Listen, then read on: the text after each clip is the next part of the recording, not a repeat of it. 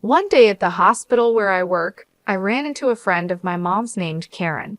She looked at me in surprise and said, "What are you doing here? You're out of place. If you're looking for a job, you won't find one. Go back home." Karen's comment shocked the doctors around us. They didn't know what to say. I thought, what is she talking about? I hope this doesn't turn into a big issue. It might be too late already. It seemed Karen didn't realize that making an enemy of me was not a good idea. I couldn't keep quiet anymore and confronted her. "Karen, you really don't hold back, do you? Or do you just not get it?" Looking confused, she answered, "Huh? What are you talking about?" "My name is Olivia. I'm 37 years old, a mother of an active 9-year-old daughter and a playful 2-year-old son. My husband, Jackson, who is 3 years younger than me, is a dedicated nurse at a general hospital. I used to work too, but since having our second child, I've been on maternity leave. We once lived in a small 3-bedroom apartment, but before our son was born, we moved into a second-hand house with a loan. It needs some work but could be a cozy home. It has a big garden for the kids to play in and a rooftop balcony with a calming view. The house is old, which adds to its charm, and my husband and I really like it. Near our house is a beautiful park where the kids can play all they want, and it's our little paradise on weekends. Late in my second pregnancy, I met a mom in that park who introduced herself as Karen. Since her daughter and mine are the same age and often play together, Karen and I became friends and had many conversations. Karen always wears bright designer clothes, and her daughter is dressed in well-known brands. When I found out Karen worked as a surgeon at a well-known hospital, I guessed it might be the same one where my husband Jackson works. Out of curiosity, I asked her about it, and to my surprise, she did work there. Excited by this coincidence, she said with sparkling eyes, "This is such a coincidence. I'd love to meet your husband." So we decided to invite her over for tea the next weekend. On the promised Sunday, Karen and her daughter came to our house. But as soon as she walked in, she started looking around suspiciously, as if she was searching for something. "This house feels old. Did you inherit it from your family?" she asked. "No," I replied. "We bought it secondhand and moved in just last year." "It is indeed old." As my husband spoke, Karen examined each piece of furniture as if she was evaluating its worth. We were taken aback by her rudeness. Meanwhile, the children played happily in the playroom, and only the adults were quietly enjoying tea in the living room. "Jackson, which department do you work in at the hospital?" Karen asked. "I work in the emergency department," Jackson said, a bit embarrassed. "But actually, I'm not a doctor, I'm a nurse. I support the doctors." "Really? You're a nurse?" she asked. "Yes, I graduated from medical school, but haven't passed the licensing exam yet. I plan to retake it next year." Karen's eyes widened, and she seemed to choose her words carefully. It's quite unusual to hear of someone graduating from medical school and not passing the licensing exam. Her next words made us uncomfortable. "Can a nurse's salary really support a family with children? Are you managing the mortgage payments and living expenses okay? Or is that why you chose an old second-hand house?" Her questions hurt us, and all we could do was give an erased smile. Karen made several more rude remarks, and we were speechless. After she left, I apologized to Jackson for the uncomfortable situation. "Jackson, I'm really sorry if I made you feel uncomfortable because of what Karen did. Maybe I should keep some distance from her from now on." "Don't worry about it," Jackson reassured me with a warm smile. "It was unexpected, but her personality certainly stands out. It's good to connect with other moms in the neighborhood, but I decided it would be best to not get too involved with Karen in the future." As time passed, new changes came to our family. I reached full term and safely gave birth to our second son. After celebrating his first birthday, I started to think about returning to work. Luckily, Jack's parents live nearby and have been a great help with the kids. Then, one day, I had some business at the hospital where my husband works. With some time before my meeting, I grabbed a hot coffee at the hospital cafe, and was taking a moment to relax when I heard a familiar voice behind me. It was Karen. Oh my, isn't that Olivia? It's been such a long time. Hello, Karen. How have you been? Good. What brings you here today? Are you here to see Jackson? Maybe for a job interview or something? It must be tough on just Jack's income, right? Her tone was sarcastic, and she had a smug look as she spoke. Wanting to avoid a troublesome conversation, I responded lightly, well, something like that. However, Karen continued to pry, looking me over. This hospital has various stores, right? So where are you working part-time? At the convenience store or maybe the restaurant? After a brief silence, I curtly replied, sorry, it's about time for my appointment.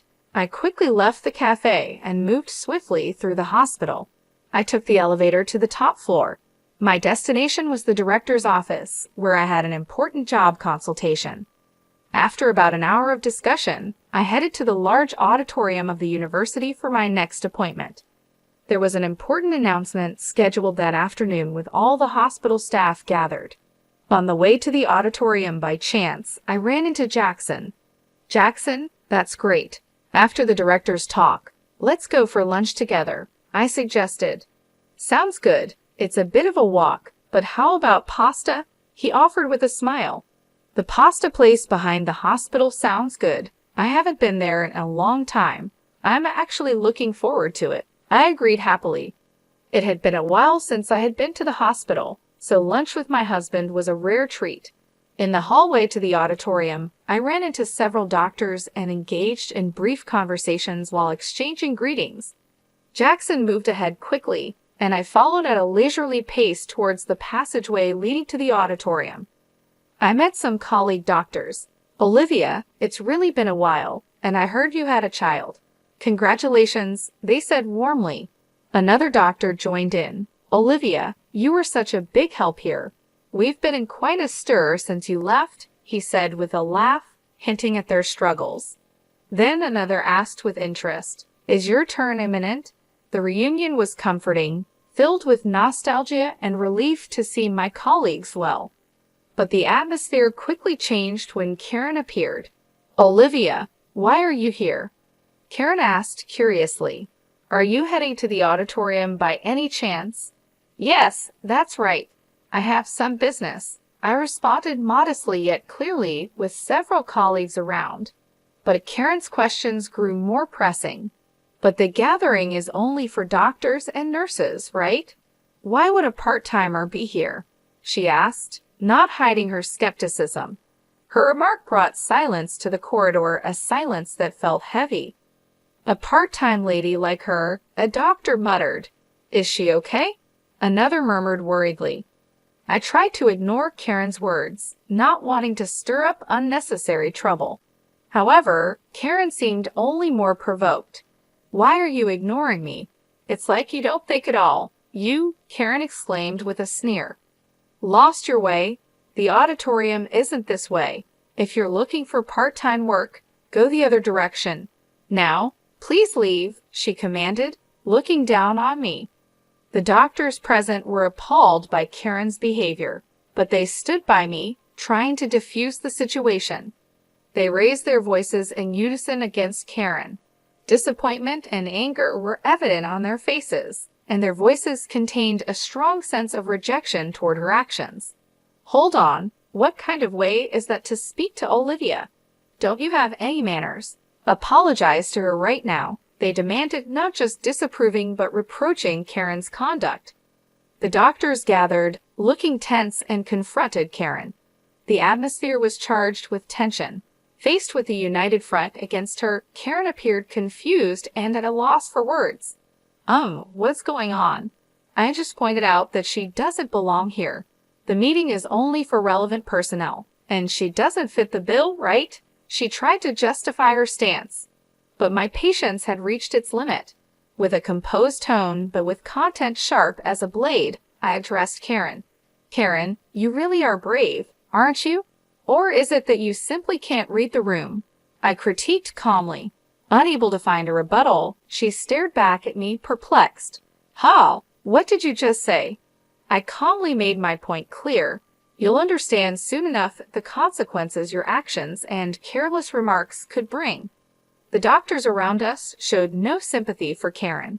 Look, your future here is now utterly uncertain, they told her sharply.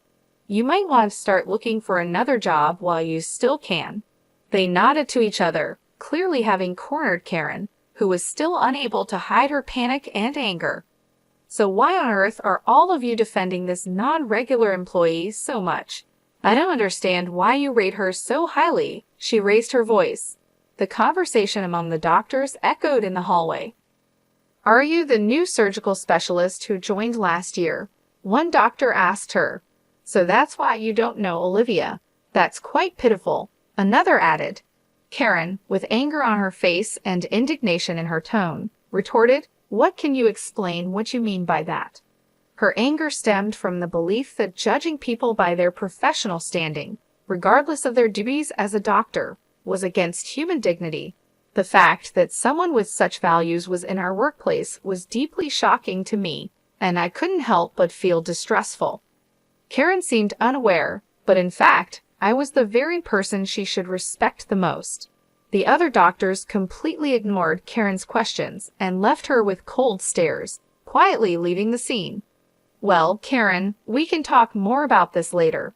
You may find my husband's position as a nurse pitiable, but no matter how hard you try, you can never be like Jackson. Besides, the fact that you find meaning in competing shows a great misunderstanding on your part, I said. Karen became flustered. Wait a minute, who on earth are you? You're not just a part-timer, are you? She raised her voice. I smiled secretly and replied, As I've already said, you'll come to understand shortly. With that, I hurried off toward the auditorium. As I entered, a large number of doctors had already gathered, and the director stood in front of the screen as most of the attendees had arrived. Everyone, thank you for gathering here during your busy schedules. Today, I would like to discuss the future direction of our hospital. He began and then proceeded to make an important announcement. Seeing Jackson in the crowd, he approached me and whispered, Olivia, good timing. I happened to overhear a bit earlier. Was there some trouble with Karen? Yes, she did point out something minor, but it's not a big deal. Interestingly, it seems she has misunderstood me for a part-time worker at this hospital. I replied, and Jack looked shocked. He responded, No way, Olivia as a part-timer. We couldn't help but laugh at how ridiculous the situation was. During this, the director finished explaining the annual business plan and moved on to an important personnel announcement. As you all know, our hospital has enough doctors and nurses. To further improve our medical services, we plan to start overseas training programs. The first training is scheduled in 3 months, and we will select 6 doctors and 6 nurses for it, he announced. This news was met with cheers from the doctors, and everyone was excited about the opportunity. Overseas training was a great chance to learn about the latest medical practices worldwide, and since it was the hospital's first initiative of its kind, everyone was thrilled. The director then said, Now, let's move on to announcing the selected 11. I remarked with a slight surprise, Look, the medical students have already been chosen. Jack listened silently next to me, waiting for the announcement to continue. First, I would like to introduce Dr. Karen. With her excellent clinical skills and remarkable treatment results, the director announced. There was no dispute in her selection. Surprisingly, Karen, who had just been in a conflict, was the first chosen as a trainee. The applause and cheers in the hall seemed to celebrate each accomplishment and effort. As Karen stepped forward, whispers of her notable achievements in medicine spread, highlighting her recognition among peers. The director continued with expectation. Now let's proceed with announcing the names of the rest who have been selected. A silence of mixed tension and anticipation fell as the names of the chosen 11 were called out one by one. Although Jack's name was not called this time, his expression showed no disappointment. He quietly watched with a sense of celebration as each selected individual stepped forward. Addressing the 11 lined up on stage, the director asked, Are all of you ready in spirit for the training? Please share a word about your enthusiasm and determination. He encouraged them gently. Each gave a brief but resolute speech, reaffirming their strong intentions. After everyone had spoken, it was finally Karen's turn. She spoke with proper decorum yet confidently. I am truly grateful for this training opportunity. I aim to help our hospital progress further with the advanced medical techniques I will learn abroad, she said with a polished greeting. Then she turned slowly towards where we were seated and continued in her assertive tone. However, this hospital has inexperienced nurses who continue to fail the national exam and bold individuals who try to attend medical conferences despite not being regular staff. I intend to improve and transform all these aspects. Karen's bold statement changed the mood in the room, and the looks directed at her turned cold. Her words brought out the hospital's tensions and showed how risky youthful overconfidence can be. The director's intense gaze seemed to freeze the room, adding gravity to the situation. Maintaining his calm, the director asked Karen, that comment was about those two sitting there, wasn't it? His smile was calm, but didn't reach his eyes. Confidently nodding, Karen replied, Yes, exactly. There are those unfit for this noble assembly. Remaining composed, the director then called out unexpectedly, Olivia, could you come forward, please? With this invitation, I, who had been just an observer, suddenly became the center of attention. Confused and beginning to lose her confidence, Karen asked, Why her? Why are you calling her name? The director, showing disappointment towards Karen, said in a quiet voice, Karen, I am disappointed in you. Olivia, please introduce yourself to everyone. Taking a deep breath, I started, Hello, everyone. It's been a while. I am Olivia, the chief of the medical department. I apologize for any inconvenience my maternity leave may have caused, but I will be resuming my duties next month. I look forward to working with you all again. Karen's voice couldn't hide her surprise. Wait, she's the chief of the medical department. Her eyes searched the room for confirmation. Indeed, as the head of the medical team, I was about to return to my role. I had taken a 3-year parental leave to give birth to and raise my first son. The director, confirming the truth, added quietly, By the way, Olivia is my daughter. His words rang clear in the room, clearly defining the situation. Karen's expression shifted from confusion to shock. Her mouth opens as if she wanted to object, but no words came out. The room, filled with hospital staff, couldn't hold back, and suppressed laughter spilled out at the unexpected turn of events. The director spoke in a relaxed tone, Karen, for this upcoming overseas training, you have been assigned to be the team leader. Your deployment will be in a conflict zone in the Middle East. There is a shortage of both medication and medical equipment, and it's going to be very challenging. It will be interesting to see how well your skills hold up there. But don't worry, Olivia will be there to support you. Try to learn as much as you can under her guidance. Proud, Karen responded with dignity, I am a doctor too. Although I have no experience working abroad, my clinical skills and treatment records are first class. I will not allow myself to be underestimated. I replied to Karen with a calm but firm voice. Let me make one thing clear, Karen. In the near future, I am going to take over the directorship of this hospital from my father. Do you understand the weight of this fact? Karen's expression stiffened. Seeing this, I continued, Yes, it seems you understand well. Depending on my decision, your future in this hospital may be affected. Karen could no longer hide her agitation. I haven't heard such a thing, she muttered.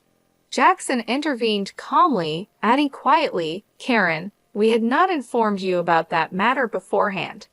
Your disrespectful attitude towards Olivia may well be something you deeply regret in the future. Towards the end of the meeting, the director stated firmly, Please, everyone, a bit of silence. Karen in the discussions here, in the end, results are everything. No matter how excellent you may be, that is just one aspect. What's important is the results you can achieve in this hospital, and on that front, I have great expectations of you." Karen fell silent at the director's words, bowed her head, and nodded without saying anything. The director concluded, "Today's meeting is adjourned." As his words ended, everyone in the auditorium stood up and returned to their respective places. Stepping out of the director's office leisurely, I casually said, "Shall we go for lunch? I've got a craving for pasta today." Side by side with Jackson, we left the meeting behind us. I started walking towards our favorite pasta place behind the hospital, leaving the building behind. As we were about to pass the small smoking area set up behind the hospital, I spotted Karen. She was deep in thought, taking a drag of her cigarette. When our eyes met, Karen awkwardly looked away. Just then, a loud crash caught our attention. A car had rear-ended another in an accident. Jack and I sprang into action immediately. The area was nearly deserted, so it was crucial for us to move quickly to help. "Are you okay?" Jack called out with concern and quickly checked on the people involved in the accident. One was the driver in the car that was hit, and another was a pedestrian who happened to be walking by. Karen also rushed to the accident scene, but seemed overwhelmed by the chaos. Acting on my medical instincts, I began to give directions. "Jackson, quickly get that man into a safe position and check his pulse," I instructed. Jack moved without wasting any time, following my instructions promptly. As an emergency nurse, Jack had received special training, including attending surgeries I conducted. I had trained him rigorously, which helped him develop exceptional practical skills compared to other nurses. I then directed Karen with calm and clarity.